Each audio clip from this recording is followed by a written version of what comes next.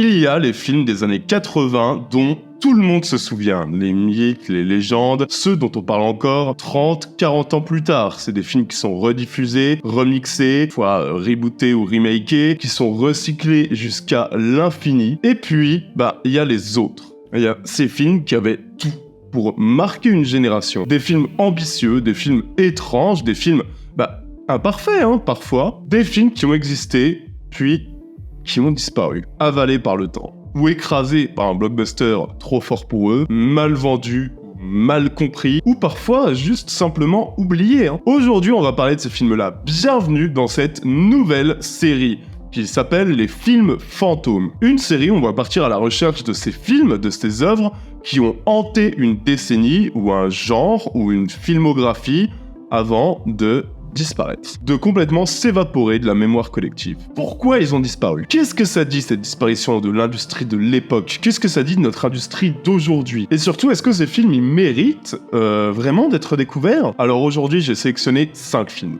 Ces 5 films, j'ai découvert pour cette chronique. Ces 5 films que j'ai jamais vus. Et je me suis replongé dans le passé, à la recherche de ces films fantômes des années 80.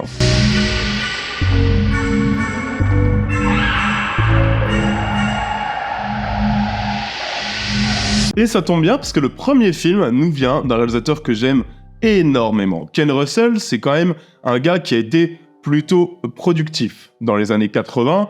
Il a fait le magnifique Gothic, qui nous raconte la création de Frankenstein. Il y a aussi le fameux Altered States, que beaucoup d'entre vous doivent connaître. Il y a aussi China Blue dans les années 80, bref. Mais parmi ces films-là, il y en a un qu'on a beaucoup trop peu souvent cité. Une sacrée anomalie, comme souvent, j'ai envie de dire, la carrière de Ken Russell, qui s'appelle Le Repère du Ver Blanc.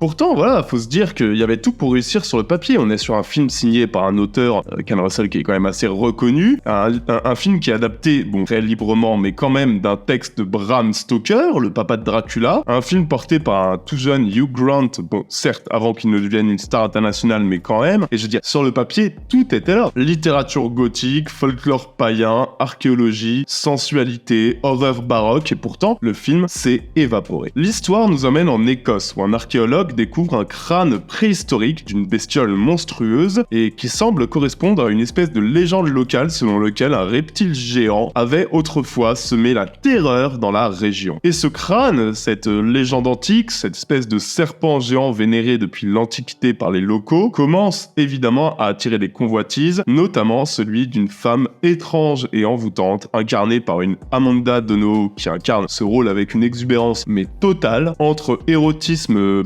complètement assumé et menace volontairement un peu grotesque, qui est excellente, qui vampirise chaque scène, mais attendez, là je vais un petit peu vite. Avant toute chose, faut que vous sachiez que très vite, cette intrigue-là, l'intrigue que je viens de vous balancer, elle va devenir assez secondaire, parce que Russell va évidemment transformer cette histoire de vers antique en terrain de jeu baroque, en terrain de jeu d'hallucination pour son propre film de monstre, entre guillemets, te bombardant d'hallucinations, d'imagerie religieuse déviante, de visions psychédéliques qui vont s'enchaîner sans aucune retenue, comme il adore le faire.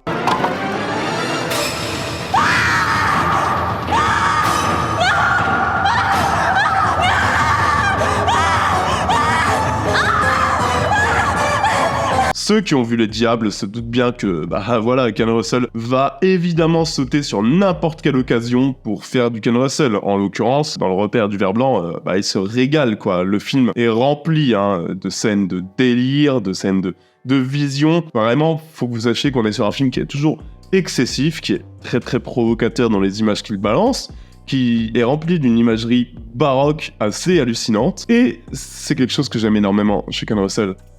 Pas de peur du ridicule.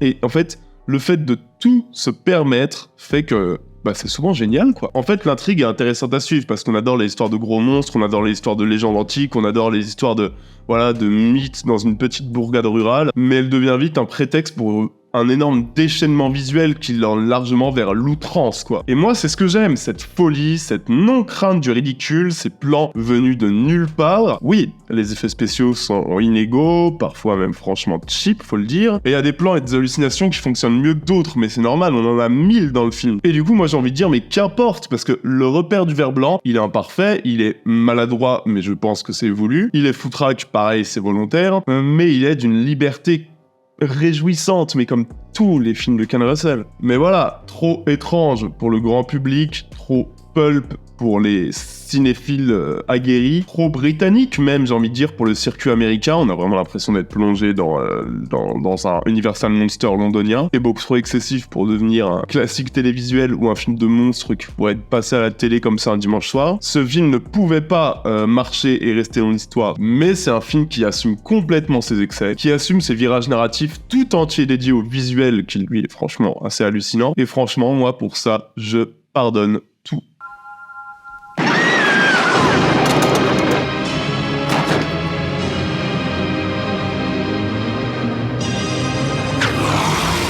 Le deuxième film, bon, on va pas s'étonner qu'il ait disparu celui-là. Hein. Non pas qu'il soit mauvais, mais vous allez voir l'histoire, oui, pas étonnant que plus personne le cite, parce que dans le genre bizarrerie, il se place là. Hein. Dis-moi les amis, est-ce que vous connaissez Dominic Gould ? Vous connaissez pas Dominic Gould ? Eh ben, sachez qu'il s'agit d'un bon gros réalisateur de porno, notamment connu pour le superbe film Les Queutardes, ou encore son chef-d'œuvre Les Lèvres Gloutonnes. Voilà, c'est le genre de petit bonbon que je vous propose. Et ben en 1980, dites-vous que Dominic Gould, il en a eu un peu marre du gros cul, et il te pond sans pression, pour son premier film de cinéma hein, quand même. Un film avec Klaus Kinski et Maria Schneider, un film qui s'appelle M.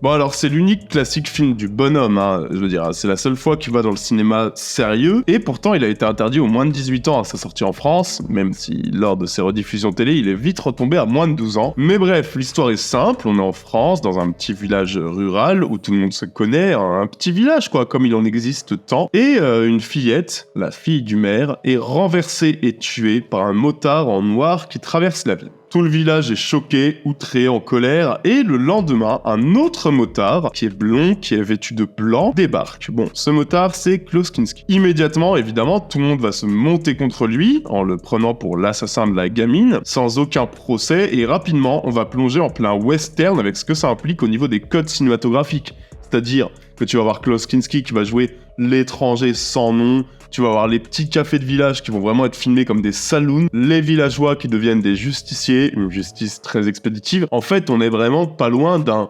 impitoyable, quoi. Et peu à peu, le motard blanc va devenir presque une espèce de figure christique, le martyr désigné d'une communauté qui a besoin d'un coupable. Bon bah les gars, comme à la chasse au canard, hein. Y a plus qu'à l'attendre.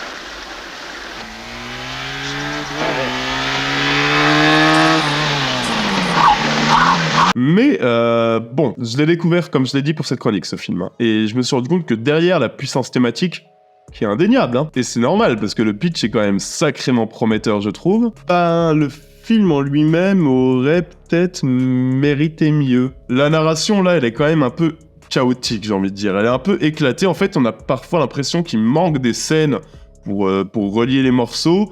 Et on a du mal à comprendre certains raccords. Je pense vraiment sincèrement qu'il manque des scènes pour relier les morceaux. Et même au niveau du rythme, c'est assez bizarre parce qu'on a des séquences qui apportent pas grand-chose, qui sont globalement assez inutiles, qui s'étirent jusqu'à devenir un peu chiantes, honnêtement, quand d'autres séquences auraient mérité d'être largement plus creusées. Il y a des scènes, notamment sur la caractérisation de Klaus Kinski. Tu peux passer 5 minutes de plus là-dessus, moi je suis preneur, hein. Surtout que les acteurs sont impeccables, tous impeccables. Bon, il y a évidemment ce gros fou de Klaus Kinski qui ici est quand même étonnamment sobre. Il y a Maria Schneider qui, comme toujours, est sublime de tendresse, de naïveté, entre guillemets, qui est très touchante dans ce film, vraiment, et de toute façon, c'est une actrice absolument géniale. Mais bon, malgré ça, c'est quand même difficile d'oublier ces dialogues qui sont assez maladroits, ce petit ventre mou au milieu du film. Et c'est quand même dommage, parce que moi, je trouve quand même qu'il y a des beaux éclairs de mise en scène pour un premier film entre guillemets, qui ne soit pas Les Lèvres gloutonnes, il y a quand même des beaux éclairs de mise en scène. Et comme je l'ai dit, ce sera le premier et le dernier film classique du bonhomme, qui enchaînera donc avec Partous Perverse. Il enchaînera vraiment avec Partous Perverse. Mais franchement, c'est quand même une curiosité d'1h30 à découvrir, ne serait-ce que pour son pitch, pour son casting, pour son originalité, et pour dire en soirée que vous avez vu le film du mec qui a fait Les Queutardes.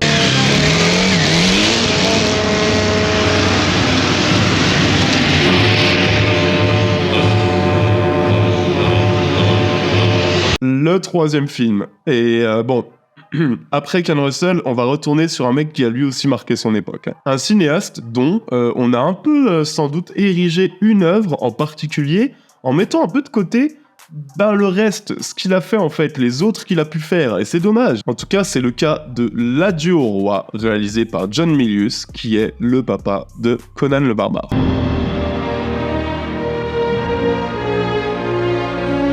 Un mythe, un chef banni, un royaume qui va très vite sombrer dans le chaos. Bon, on pourrait penser que je vous parle de Conan le Barbare, mais non, je suis bien sur L'Adieu au roi. Un film, donc de John Milius, qui nous raconte l'histoire d'un déserteur américain qui, au cours de sa fuite, s'est échoué à Bornéo durant la Seconde Guerre mondiale et qui, par concours de circonstances, est devenu roi d'une tribu qui vit au cœur d'une jungle préservée, ce qui lui a permis de créer son propre royaume indépendant, autonome. C'est un roi qui est aimé par son peuple, qui a une puissance militaire aussi par ce royaume. Enfin, ça ressemble presque à une belle petite utopie tout ça.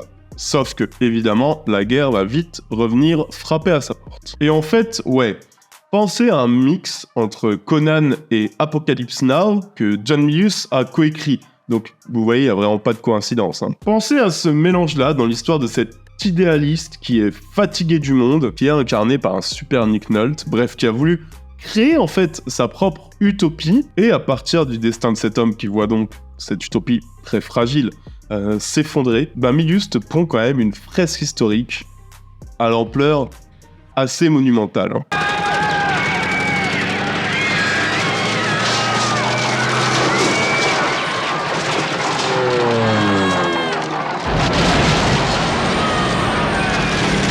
En fait, on est entre le grand mélodrame et la fresque épique et mélancolique. Et ça passe forcément par la mise en scène de Milius, qui filme les paysages avec une sacrée ampleur. Des compositions hyper larges, des grands angles, une jungle majestueuse, une nature qu'on sent être presque sacrée. Et il y a aussi une dimension contemplative que j'avais pas forcément attendue par contre, qui est presque romantique. Il y a un côté dramatique, très présent, je veux dire, que ce soit pas ces regards lourds, ces espèces de conseils de guerre tribaux, par cette ambiance en fait, on se doute que cette utopie elle va être mise à mal, on le sait, on sent que la guerre approche, c'est palpable. Et ça vraiment ça marche très bien. Et je vais aussi m'arrêter sur Nick Nolte, qu'on croirait vraiment presque être sorti d'un film de David Lean, qui est clairement habité, qui a un vrai grand rôle, qui porte en fait toute cette la démonstration du film, qui est pas un film de guerre, qui est un film sur l'incapacité de rester pur dans un monde en guerre. C'est un film qui a pas forcément trouvé son public, et pour ça John Milius il blâme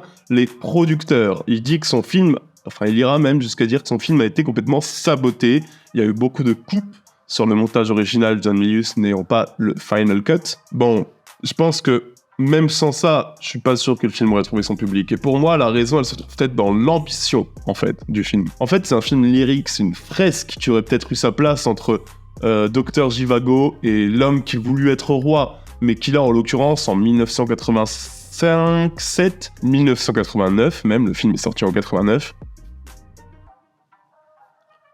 et peut-être sorti un petit peu trop tard par rapport à l'âge d'or de ces grandes fresques mélodramatiques hollywoodiennes. Et quoi qu'il en soit, c'est mon travail de remettre ce genre de film en avant, et j'espère que vous allez vous précipiter sur ce film.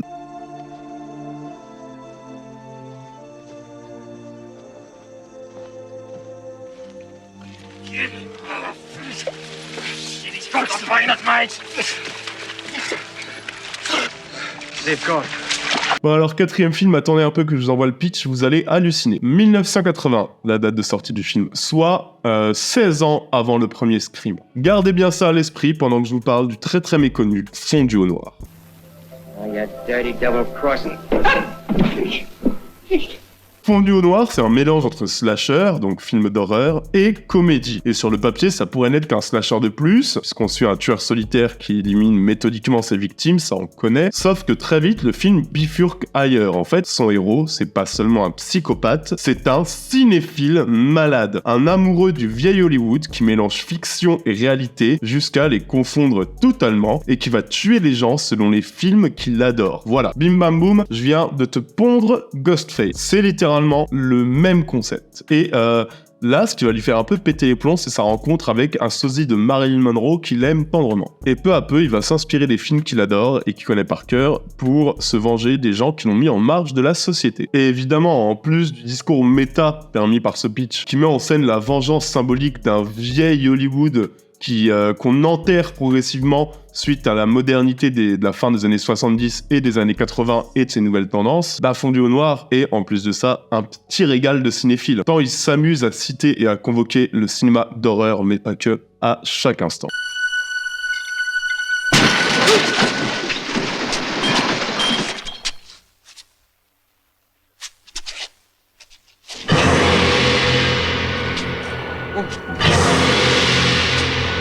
La mise en scène joue constamment sur la superposition d'images. Tu vas avoir des extraits de classiques intégrés dans le récit, tu vas avoir des regards hypnotisés vers l'écran directement, tu vas avoir une lumière qui transforme le réel en décor fantasmé de la psyché de notre personnage, qui est un vrai personnage de cinéma aussi. Et ça, c'est là où j'ai été très très agréablement surpris. Je m'y attendais pas forcément. On a un vrai personnage mélancolique, et franchement pas un perso que je m'attendais à voir. Moi honnêtement, je m'attendais à arriver vers une série B bien bourrine, bien slasher des années 80, et je me retrouve devant un cinéma qui est quand même profondément mélancolique, avec une vraie poésie macabre, avec une vraie tristesse romantique, quoi. Et ça vient de la tendresse que le film pose sur son personnage. Alors oui, ça paraît bizarre quand je vous ai dit ce qu'il faisait, mais c'est parce que c'est un personnage qu'on aimerait aimer parce qu'il est comme nous.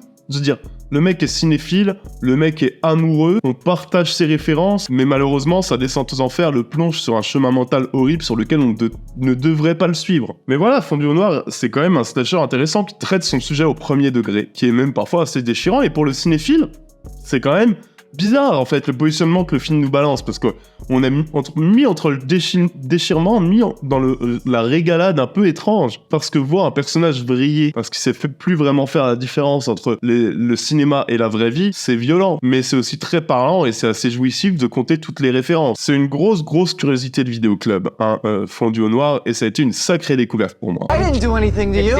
Why are you doing this? How does it feel now, Richie? Binford. Et le dernier film, alors. Ce dernier film, j'avoue, j'y suis allé pour une raison particulière.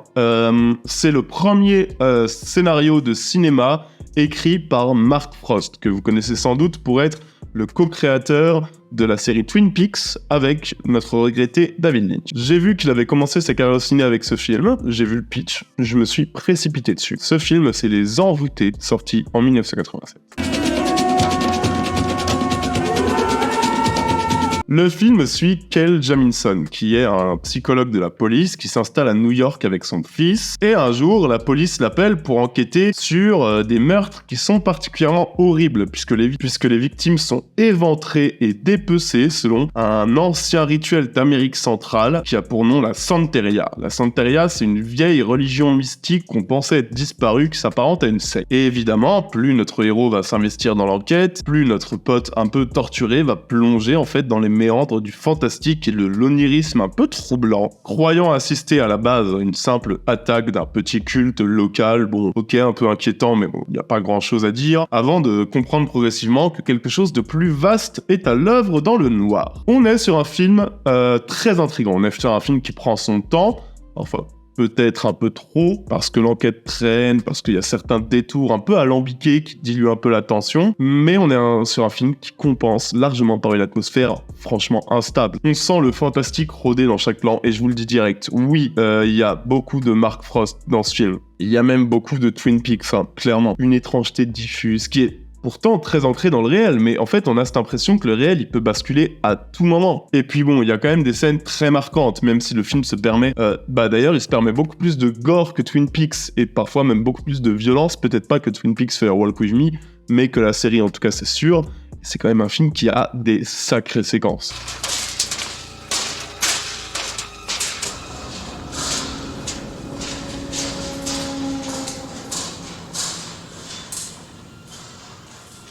Et ce qui marque surtout, c'est la mise en scène de John Schlesinger, que je connais peu, mais qui est un sacré bonhomme quand même, hein, le gars. Macadam Cowboy, c'est le seul film que j'ai vu de lui avant celui-ci, mais c'était un gros morceau et j'ai hâte de creuser sa filmo, mais bref, on a quand même une mise en scène très soignée. Découpage très précis, photographie travaillée qui installe un climat d'inquiétude dès les premières minutes, et quand je dis inquiétude, on pourrait même dire séquence franchement ultra dérangeante. Vous voyez, il y a cette espèce d'inquiétante étrangeté que j'aime tant et qui m'est aussi chère dans les films un peu fantastiques / horreur. Beaucoup de symbolisme aussi dans la lumière, dans les décors, dans les choix de mise en scène, dans la gestion du silence aussi, qui est assez génial, parce qu'il y a une musique assez inquiétante qui est assez peu utilisée en fait, et qui du coup gagne énormément en impact quand elle est enfin utilisée. Et puis voilà, les amoureux de Twin Peaks adoreront cette histoire de vice caché derrière la couverture d'une société sur le papier assez lisse et assez calme. Cette enquête qui te mène à la lisière du fantastique, vraiment les fans de Twin Peaks vont surkiffer. Alors, c'est pas un film parfait, mais c'est un très très bon film de dimanche soir.